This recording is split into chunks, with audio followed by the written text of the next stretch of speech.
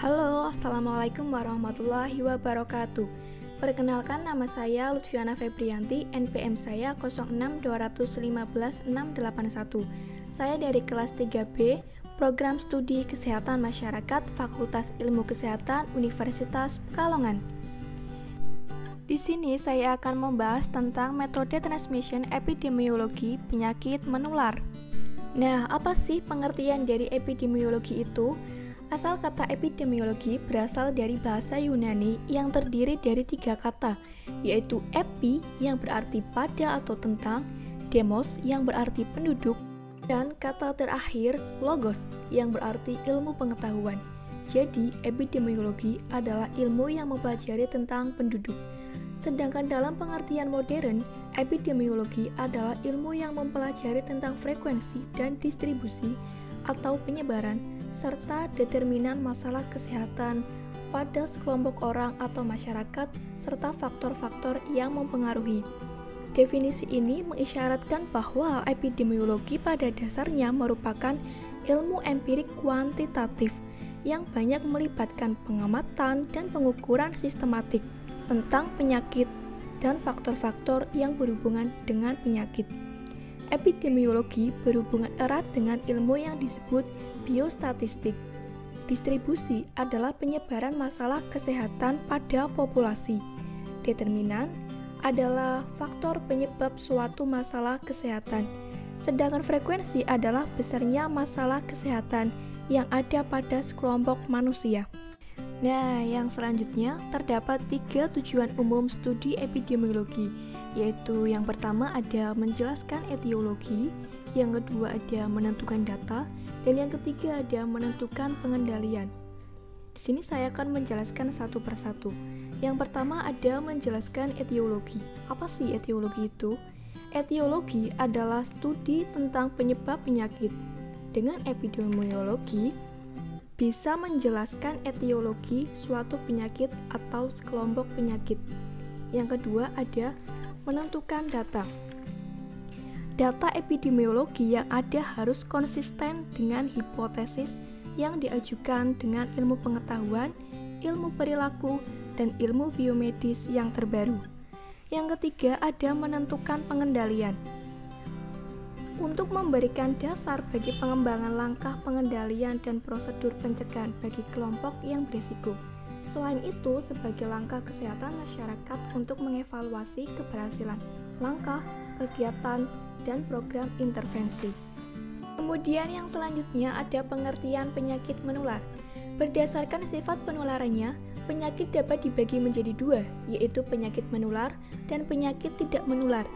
Menurut Noto Atmojo, penyakit menular adalah penyakit yang ditularkan atau berpindah dari orang yang satu ke orang yang lain, baik secara langsung maupun melalui perantara. Penyakit menular adalah penyakit yang disebabkan oleh transmisi infectious agent atau produk toksinnya dari seseorang atau reservoir ke orang lain. Selanjutnya ada segitiga epidemiologi atau yang biasa disebut dengan trias epidemiologi. Segitiga epidemiologi merupakan konsep dasar dalam epidemiologi yang menggambarkan hubungan antara 3 faktor utama yang berperan dalam terjadinya penyakit atau masalah kesehatan, yaitu host atau tuan rumah atau yang biasa disebut dengan penjamu. Yang kedua ada agent atau penyebab, dan environment atau lingkungan. Timbulnya penyakit terjadi akibat ketidakseimbangan ketiga faktor tersebut. Hubungan ketiga faktor ini dapat menjelaskan kondisi yang dialami oleh manusia. Kemudian ada 3 faktor distribusi penyakit. Dalam epidemiologi ada 3 faktor yang dapat menerangkan penyebaran atau distribusi penyakit atau masalah kesehatan, yaitu orang atau person, tempat place, dan waktu time.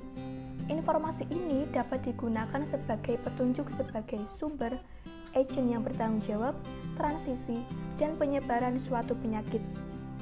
Nah, di sini ada 3 faktor orang, yang kedua ada faktor tempat, dan yang ketiga ada faktor waktu. Faktor orang atau person adalah karakteristik dari individu yang mempengaruhi keterpaparan atau kepekaan mereka terhadap penyakit. Yang kedua, faktor tempat atau place.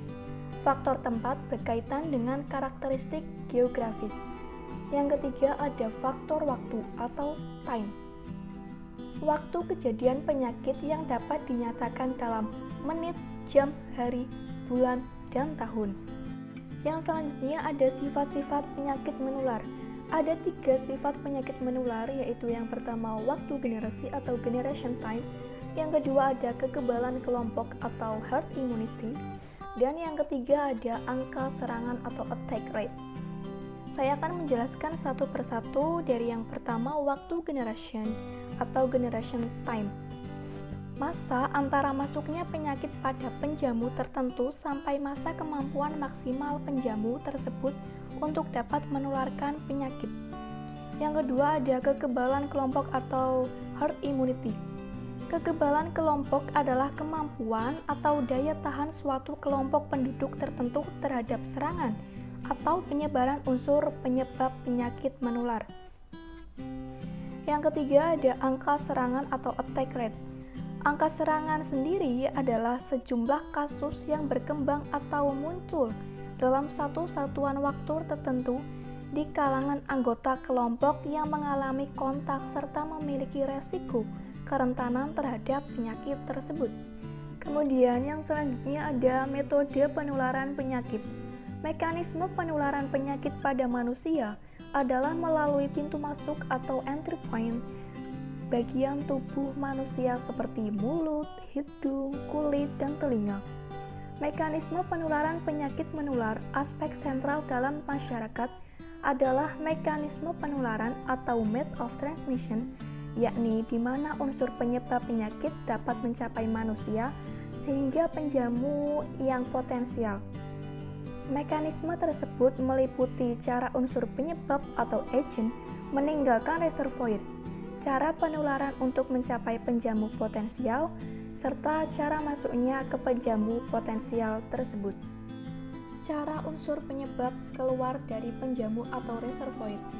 Berdasarkan cara unsur penyebab keluar dari penjamu, penyakit menular dapat melalui konjungtiva, saluran pernapasan, saluran pencernaan, mukosa atau kulit, saluran urogenitalia, gigitan, suntikan, luka, dan plasenta.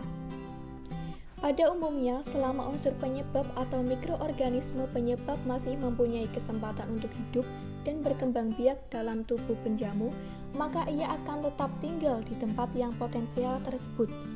Namun di pihak lain, tiap individu penjamu memiliki usaha perlawanan terhadap setiap unsur penyebab patogen yang mengganggu dan mencoba merusak keadaan keseimbangan dalam tubuh penjamu.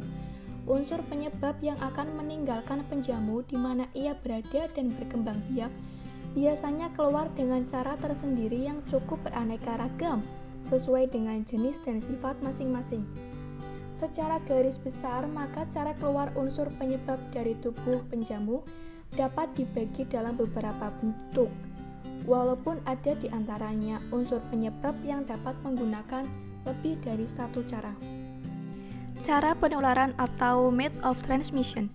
Tiap kelompok memiliki jalur penularan tersendiri. Pada garis-garis besarnya dapat dibagi menjadi 2 bagian utama, yakni penularan langsung dan penularan tidak langsung. Penularan langsung yakni penularan penyakit terjadi secara langsung dari penderita atau reservoir langsung ke penjamu potensial yang baru. Lalu, pengertian dari penularan tak langsung yakni penularan penyakit yang terjadi dengan melalui media tertentu seperti melalui udara dalam bentuk droplet atau das, melalui benda tertentu, dan melalui vektor. Berdasarkan media penularannya, penyakit menular dibedakan atas beberapa sumber penularan terdiri atas yang pertama ada penyakit yang ditularkan melalui air. Yang kedua ada penyakit yang ditularkan melalui media udara. Yang ketiga, penyakit yang ditularkan secara langsung dari orang ke orang. Yang keempat, penyakit yang penularan langsung dari hewan ke orang. Yang kelima, penularan langsung dari tumbuhan ke orang, seperti penyakit yang ditularkan melalui jamur. Yang keenam, ada penularan dari orang ke orang melalui kontak benda lain, seperti kontak dengan benda yang telah terkontaminasi melalui tanah. Yang ketujuh, ada penularan melalui perantara makanan dan minuman, seperti disentri, penyakit yang ditularkan melalui minuman, seperti TBC. Yang kedelapan, ada penularan melalui vektor. Dan yang terakhir, ada contoh penyakit menular. Di sini saya mengambil contoh tentang penyakit malaria. Malaria sendiri adalah penyakit yang menular yang disebabkan oleh parasit atau protozoa dari genus Plasmodium yang dapat ditularkan melalui gigitan nyamuk Anopheles. Istilah malaria diambil dari dua kata bahasa Italia, yaitu mal yang berarti buruk dan area yang berarti udara, atau udara buruk karena dahulu banyak terdapat di daerah rawa-rawa yang mengeluarkan bau busuk. Istilah malaria ini diperkenalkan oleh Dr. Francisco Torti pada abad ke-17. Malaria adalah penyakit yang disebabkan oleh protozoa yang disebut Plasmodium, yang dalam salah satu tahap perkembangbiakannya akan memasuki dan menghancurkan sel-sel darah merah. Sekian pembahasan yang dapat saya berikan. Mohon maaf apabila ada salah-salah kata. Terima kasih. Wassalamualaikum warahmatullahi wabarakatuh.